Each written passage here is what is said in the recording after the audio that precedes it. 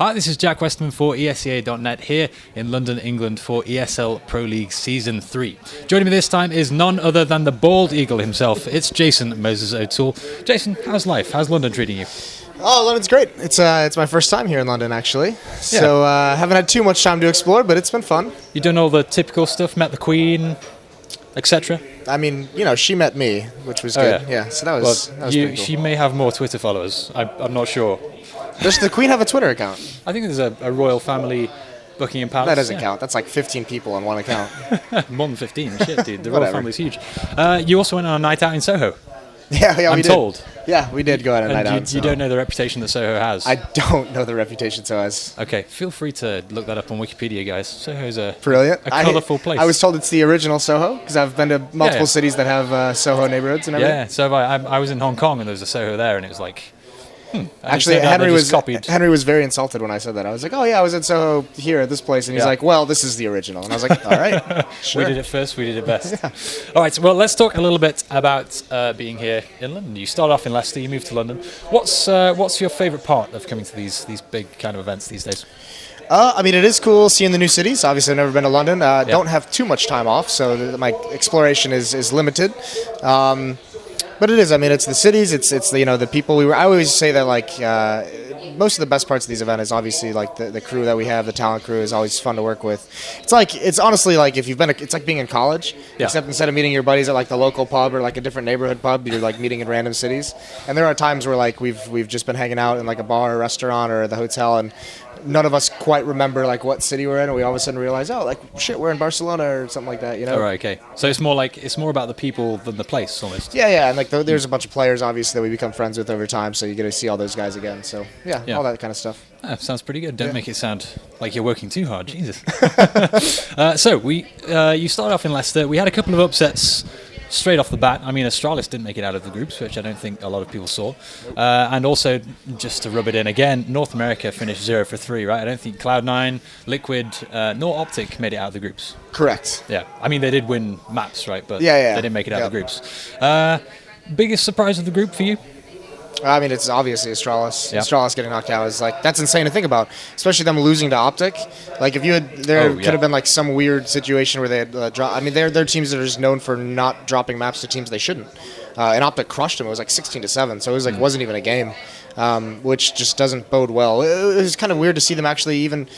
Like, how do you lose 16-7 to Optic and then put up a fight over 3 maps to Luminosity? It just doesn't make much sense. So there's something where they just overlooked them, maybe overconfident, just got caught off guard.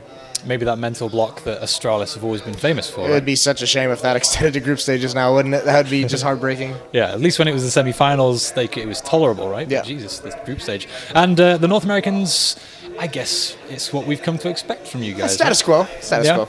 I mean, this is...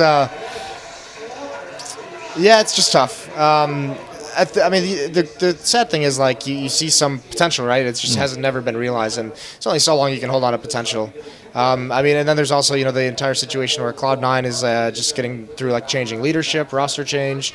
So maybe they weren't the likeliest, but Liquid beating Cloud9 was a good sign, I think, that we need to have, there's no dominant North American team. Yeah. We need to have, like, one team that is dominant, that can compete internationally, that every other team can, like, set as a goal. And we haven't had one of those since like Cloud9, like middle of last year, since almost a year ago.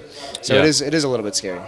Okay, and of course then so the whole event moved from Leicester down here to London, the O2, which I think is a really nice venue. It seems like everybody's really keen. The crowd's into it. It's a really good turnout. Obviously, your people did well. Our people did well. It's mainly Brazilians in there, I think. You see all the Brazilian flags. I'm telling you, Fallen is gonna like take over the world. He is on like a mission to convert people to like the Brazilian following. Like he's in the stands at every event, like telling people all the Brazilian cheers and chants and everything. Totally, yeah. Yeah. So I mean, he just wants to have like a pocket of fans at every location, which is a genius idea. Yeah, and they're definitely growing. Yeah. And I guess the other 3 teams. So we had Luminosity Gaming. We've also seen NIP play today. They got eliminated. And right now in the background, we're watching. G2 versus Fnatic. Yeah, which is currently 1-1. This is the starting map. Who's going to be in the final, Jason? Well, it's 7-0 G2 right now. It's looking like G2 is going to be in the final versus Luminosity. They had a pretty strong start in the first map as well, right? Yes, yeah, they did. That is the worrying sign. I mean, it's definitely not over, but it is scary that Fnatic doesn't seem to be able to get any good starts going on. I think this event is really like showing how much they miss Olaf, like just someone who could like stop momentum basically on his own. Yeah. Because they're having trouble even now as we watch this. They're having trouble adjusting to a defense that G2's throwing up. So a little bit worrying for them, but still so much experience. Just jumping back, because we talked about the American teams, we've just touched on Fnatic, who are without Olaf. Team Liquid had such a good chance to beat Fnatic. I mean, an underpowered Fnatic roster. They're without Simple, sure, but they've got this new happy, clappy, everyone's in the same team, right? That surely was a great chance to upset Fnatic, that Liquid versus Fnatic game. Yeah, we were wondering that. The talent, I know, talked to a bunch of players who were just like, yeah, this is like a great chance for like even Cloud9 we thought might have a chance with some of the play that we'd seen out of them, and even like Liquid, yeah, great chance for them to do it, and obviously doesn't work out for them. Just came out flat in that first map on Cash, which is their home map. Yeah. And it just wasn't a strong performance. It also was just one of those games where it seemed like Fnatic was hitting every shot they took, so sometimes there's really just nothing you can do about it. I mean, Flush had just had like 38 kills against G2 in the first map of the series, so I mean it extends to every team. There are just players that when they go off, it's just impossible to stop. Yeah, I think you finished 38 for 15, right? Yeah, something weird, something ridiculous. Just, out of control. You've been casting these events for a very long time now, and of course you were a player before that. How long have you been doing the big things now? You've been around for a couple of years, right? Actually, funny story, I signed my first full-time contract a year ago on Sunday. Oh, really? With ESEA. Okay. Thank you. Which Thank became... you Thank you very much. Which then became ESL. You transitioned to ESL, right? Yeah, but I'm not with ESL anymore. No, but you went from ESEA, ESL. When ESL bought ESEA, I obviously transferred over. But so I've been doing the casting for about a year, and now it's been about, I want to say 8 or 9 months since I've like been doing the international, like the big events. My first one was Pro League Season 1 over in Cologne. So yeah. Is your love for it only growing, or is it kind of business as usual now? No, I still absolutely love it. It's so much fun. Like you just mentioned, like it's don't talk about working too hard. But no, it's a blast. I mean, these big events are so much fun. The fans, like it's crazy to think like when it was like, I mean, I'm gonna have an old person moment here, a little bit of nostalgia, but like back in like 2003 and 4, like CPLs and everything, and like hotel ballrooms and everything, everyone was kind of like, oh, this would be so cool if like we were able to actually do this in arenas in front of a crowd. Like that was like the pipe dream back then. And now that it's actually coming to fruition, it's so cool to be part of it. So much fun. So you feel very much like you're living out almost a childhood dream. Yeah, in a way, yeah. Absolutely. Okay. In the dreams, you were always the player, right? Yeah, totally. Winning the big tournament, but you said that you prefer casting to playing. I think last time we spoke, right? Yep. Now, I mean, I can't ever envision. Obviously, I would never. At this point, I wouldn't ever go back to playing. No. But yeah, it's so much less stressful. To be honest with you, it's not less work, but it's less. I can do my work on my own time. I'm not relying on like 4 other people. I mean, that's the big stress in Counter-Strike is it's not necessarily that, as a player, you can't get good enough or you can't practice hard enough, but it's like you have to find 4 or 5 other people that are going to put the same effort that you're in. Yeah. Because when you're putting a massive amount of effort and no one else is, then that's when you get really stressed out as a player. Exactly. Your fate isn't entirely in your own hands. Yep. Yeah. But, however, you are going to be playing tomorrow in the show match, I'm told. Yes, we will. Another show match. Are we going to see a resurgence of Creamy Moses? No, there's no pie bet this time around. Okay. I don't know if we have a bet yet. Right. Yeah, no, it's just pride. But the current record is what, 2-1 to Europe? No, it's 1-1 to Europe. Haven't you guys played 3 times? This will be the 3rd. Okay. But we're also not doing NA versus EU tomorrow. Oh, right. This is so what? Well, because the thing was, we have Sadicus, and he's a COD player, and he's entirely useless. And everyone kind of agreed that we would not do the NA versus EU with him involved because that's just like holy hell. So essentially, it's Anders and I are captains. And then we pick our teams, yeah. Exactly. Okay. Yep. Sounds so you are going to at least dip back into the player mode for a little bit. Yeah, for a hot minute. Yeah. So do you see yourself doing this in 10 years' time? Can you still see yourself doing these big casting roles, or are you going to try and transition? I can't see. I mean, I guess maybe. I can't see myself casting necessarily. Obviously, sticking around in the scene, maybe transitioning at some point into like some kind of production role. Yeah. Or finding some other way to do it. I think it also depends on like the scheduling, right? Because the schedule that we have this year so far, I've been home 10 days since February. Yeah. That can't last long, can it? No. That cannot last long.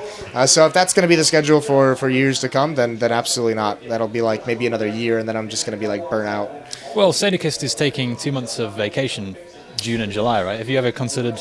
Well, I guess not yet. Right? That's a little over. He's not going to take like a full vacation. He's just like that's just time he's going to be able to be based out of home. Right. And it just kind of works out. Part of it as well is that since ELEAGUE is beginning, most of the other big organizers haven't scheduled events for that season. Sure. Yeah. Just to allow them to have their season. So there's not any like major event except for like Cologne and I think DreamHack Summer are the two that are during that. So I mean, I'm sure he'll be at DreamHack. I'm sure he'll be in Cologne if he gets invited. But yeah, it is something where it is all about finding time. Like I've had to turn down a couple of events this year where I'm just like, I have to go home. I need 3 or 4 days just to like do laundry. Because the funny part is like I'm like, oh yeah, I get a break, I get vacation, I go home for 3 days, and like day 1 is recovering from jet lag and travel. Day 2 is like invoices and responding to emails, and day 3 is laundry and packing again. And then it's like, oh, this was a fun trip. This was a fun trip home. Yeah, sure. Yeah. So actually, you only get 2 days out of 4, right? Yeah. Back home. Esports. I mean, you talked about potentially moving to a production role. Esports is getting bigger and bigger. This is the childhood dream essentially of performing to a huge stadium. Yep. But the demographic of fans is still very young, very I guess tech trendy. That's the demographic. Do you see it expanding to be a mainstream thing? Will we one day talk about esports, alongside the NFL, the NBA, as being like a big sport? Or is it something people grow out of and it will always be a young person's game, do you think? I think one day it's going to be big enough to have in that same conversation. I think we're starting to see it, but also, I mean, just think like the people who are getting into it now when they're young. I mean, 5-10 years down the road when they're older, they're still going to want to watch it. I'm sure they're still going to be enjoying it. Not all of them. Sure. Some of them. But it all depends, because esports is such a weird concept in the sense that it's not like traditional sports where like this is a sport. We have esports, and like you never know if the big game, how long Counter-Strike can be popular. Exactly. It could be done in 3 years, and then so Counter-Strike's not going to be up. There's a new game out or something like that. So it is kind of a weird thought, but esports in general, I think, will always continue to grow moving forward. Could you ever transition to another game if it was necessary, or are you Counter-Strike through and through? Well, obviously Counter-Strike through and through. It's not even a thought. So I haven't. There's not a single game out that I've considered even desiring to cast right now. But I mean, if it ever happened, and if it was something that was necessary for the career to switch to a new game, I would definitely give it a shot. But I mean, I don't see that happening. We're very lucky that Counter-Strike is it's how big it is now. Yeah, 10 million unique players last month, right? Not too shabby. And getting bigger, yeah. Not too shabby. Jason, a couple more questions before I let you go. The other thing we should talk about is WESA, WESA. Mm-hmm. They've been in the news. Does Counter-Strike need a governing body? Yeah. Let me think of how I want to phrase this. Yeah, it does need a governing body. It does, or we should have a governing body is maybe the better way to do it.